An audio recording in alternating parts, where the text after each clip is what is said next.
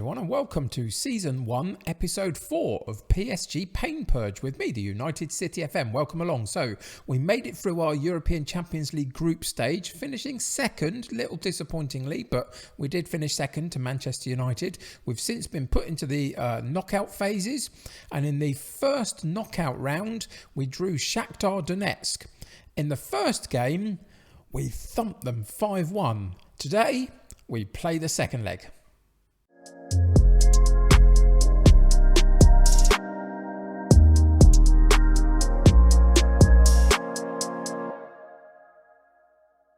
Things are going very, very well at PSG. It's kind of easy domestically. Immediately you'll see that we're top of the table, 73 matches after 28 games, 13 points clear of second place Marseille, and the goal difference is basically double as well, just a little bit more than double. So we're... It's quite easy, isn't it, really, PSG in the domestic stuff? But we are, of course, focused on the Champions League. And in the previous match in the Champions League, we did get a 5-1 win over Shakhtar Donetsk. Mbappe was the star of the show with 4 goals, Icardi with the 5th.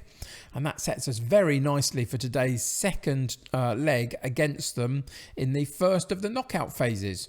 So I think it's going to be pretty much a foregone conclusion, but let's go do this anyway.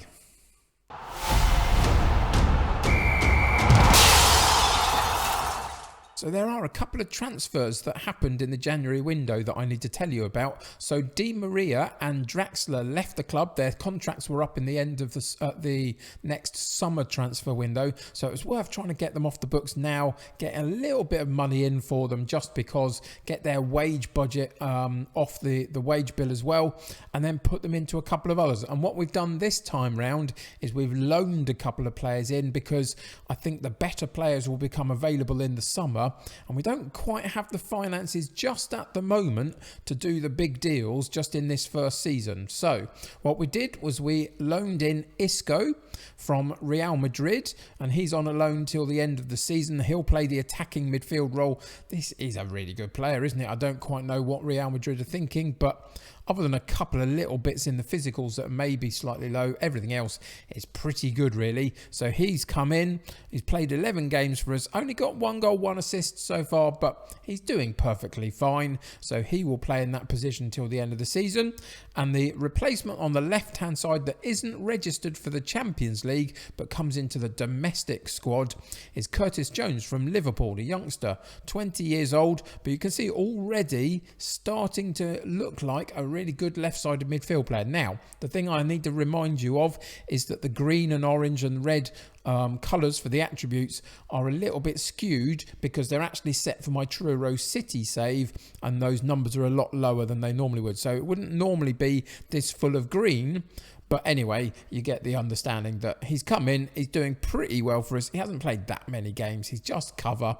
But it's a worthwhile cover to have, and it means that in the summer we haven't tied ourselves into anybody that we might regret and might be able to find a better replacement for. So look out for some big summer transfers in the transfer window, should I say. But those are the basic changes that we made. We didn't do anything else. We didn't need to do anything else in this first season, specifically domestically. It's a walk in the park. And whatever happens in the Champions League this time round, that's okay. We'll build on it and we'll work forward, unless, of course, we win it.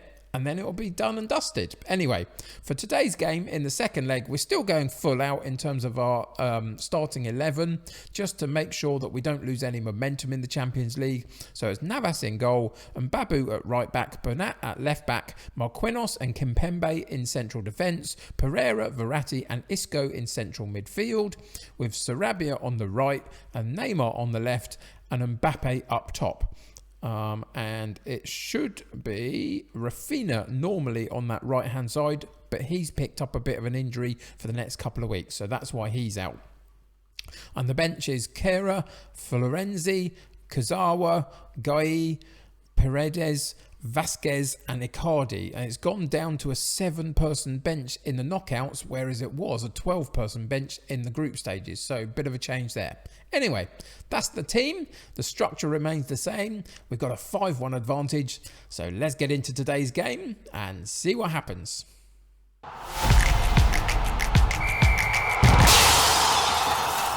So we've asked them to carry on straight from where we left off in the last match. The form has been very, very good recently, so no reason to change anything, including the philosophy of the players. They need to get back out on the pitch and just continue to do what they've been doing.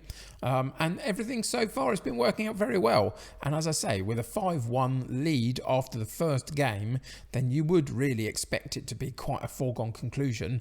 And you can see that the crowd is out in numbers or not. It's quite a sparse crowd, isn't it? I think they think we've already won it. And I think they're probably right.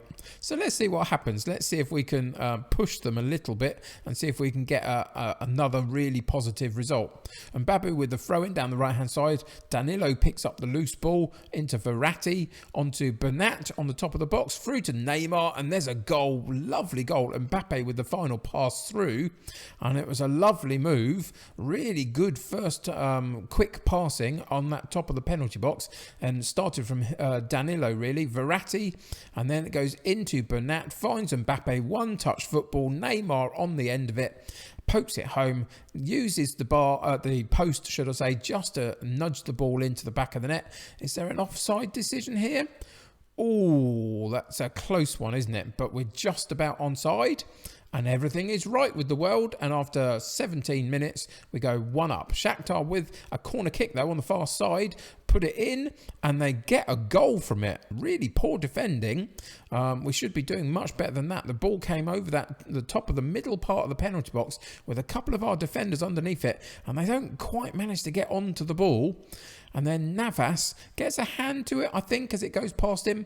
But it does go into the back of the net. And fairly soon, after we scored our goal, Shakhtar returned the favour. And we go 1-1 on the day, 6-2 on aggregate. Still no worries at this point, really. And I'm not expecting there to be all the way through the game. But even so, it doesn't mean I don't want a good performance from my side. So Babu with a throw-in again down that right-hand side, back from Sarabia. Danilo takes over, crosses into the box. Verratti tries to win the ball on the edge of the area and doesn't quite manage it, which enables Shakhtar to counter-attack, finding themselves down the left-hand side. Tyson with the ball, drops it into Macon, and again through to Tyson. Lovely move and a really very, very good challenge there. I think possibly by Marquinhos. I'm not 100% sure, but I think it was. And he really, really fantastic tackle. And for a minute, it had us the ball on a counter-attack. But Shakhtar won it back and worked it back into our penalty box again. And then we had to boot it clear. And this time, Kimpembe makes no mistakes about any of it and just does that. He boots it clear. And we reach half-time. Bit of a mixed half, really.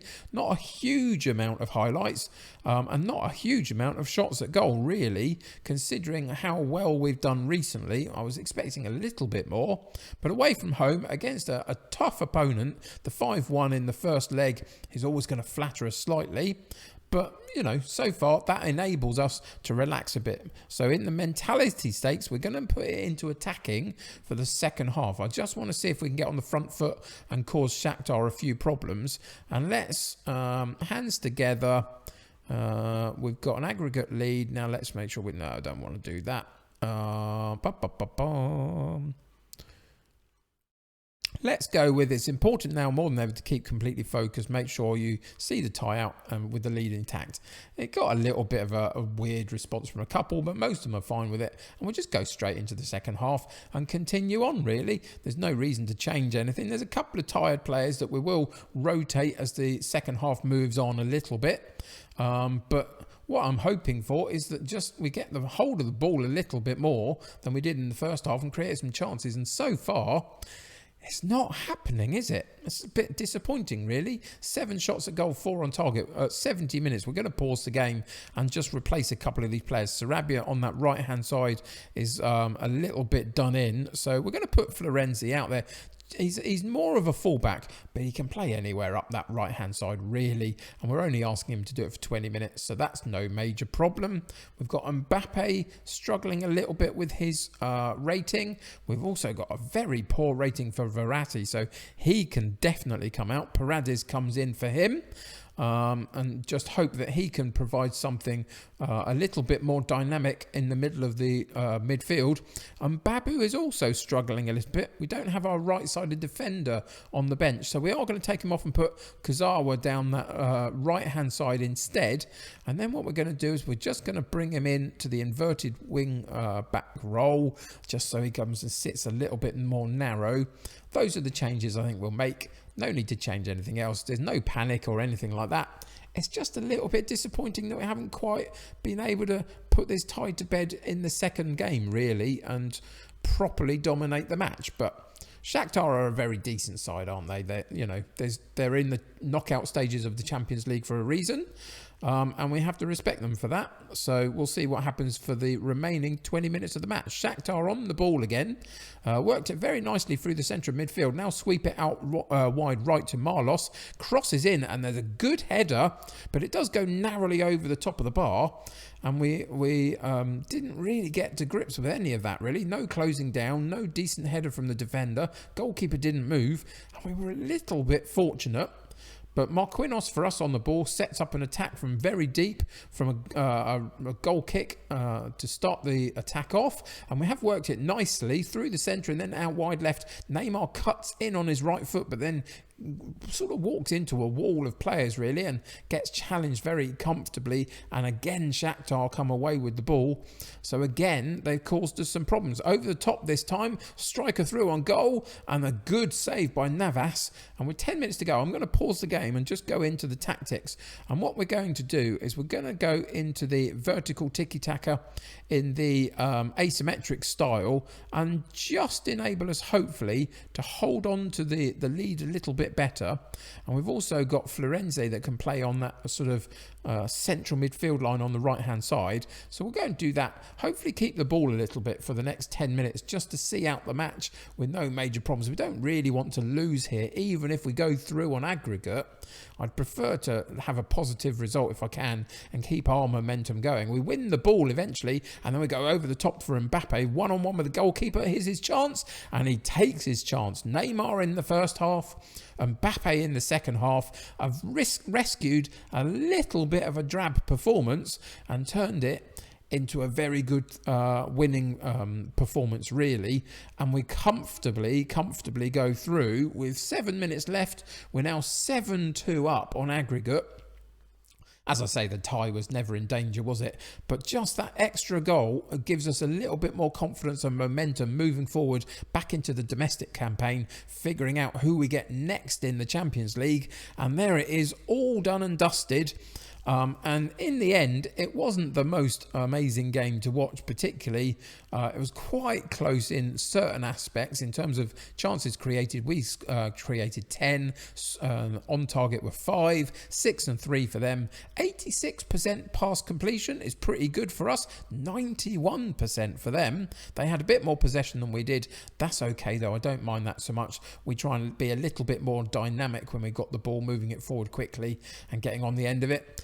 And that is pretty much all the analysis we need to do of this particular match, really. Shakhtar were a bit unlucky on the day, but I think in the end, we shone in the couple of opportunities that we had from Neymar and Mbappe.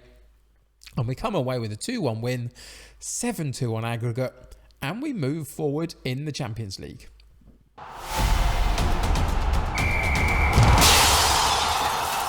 So I thought just to finally end this particular episode, we would actually follow the draw for the quarterfinals, and I think the semi-finals follows on as well. We can figure out our route to the final at this point. Who's left in the draw? Well, we've got Chelsea, Liverpool, Olympiacos, Real Madrid, ourselves, then Man City, Lazio and Barcelona. Lots of big teams went out in the first knockout stage. You can see Juventus were playing Real Madrid, Juventus out. Barcelona played Manchester United out. Atletico played Man City, Atletico out. So there were lots of big teams that went out at that point. So it gives us a good opportunity to continue to move on in this competition. So let's see who we get. So the first one out is PSG. We get a home tie in the first leg of our quarter-final against, drumroll please, Barcelona. Okay, well, that's going to be a tricky game, isn't it? Is that going to end our run this season round? I think it It might do, but I don't think Barcelona are quite the force that they used to be necessarily a few years ago. And we're doing very well domestically, so hopefully that means the confidence will be high. So you never know. If we get off to a good start again in that first game and get a bit of an advantage, who knows what it can lead to. So we've also got Lazio versus Olympiacos. I think those two would be delighted with that draw compared to who else is left in the competition, because we also then have Real Madrid versus Liverpool and Man City versus Chelsea, all English affair there. So lots of really good games. And I guess potentially ours is pretty much the pick of the bunch against Barcelona. So that's going to be happening in a few weeks' time. Now we get to see the semi-final, should we get to it, and see who we get drawn against. First out is Man City or Chelsea versus Lazio or Olympiacos. So Real Madrid or Liverpool get PSG or Barcelona in the semi-final. So it's a tough old route to the final, isn't it? But it's as doable as anybody else's chances are, really. I don't think that we should be scared of any of them, but we're going to have to play very, very well to win this time round and potentially just take the one season to do it. But we'll have to wait and see. That's going to basically do it for us today, though. That enables us to see that next time out, in next episode, we'll be coming back to play the away fixture at Barcelona in the Nou Camp in the second leg of our Champions League quarter-final. I hope you'll join me for that. It's going to be a bit of a meaty affair. Who knows what we can achieve in that first game. But until then, thank you for joining me today. Bit of an easy episode in terms of being able to just stroll around a bit against Shakhtar, having that 5-1 win in the first leg. Made a little bit of a meal of it, but eventually we came through, won both legs comfortably and went through. So that's all good. So join me for the next episode for Barcelona. Until then, subscribe to the channel if you haven't already and join my United City community. The more the merrier. There's loads of ways to join the United City community these days. There's Discord. You can find the links to these in the description below. So there's Discord, there's Patreon, there's Twitter, there's a merchandise store to help support me. All of that stuff is in the links below. So go and check that out for me. Click the like button on this particular episode for me if you could. That helps me get seen by lots of other people and helps me know that you're engaged in the content as well. Until next time though, take care of yourselves. I'll see you very soon. Bye for now.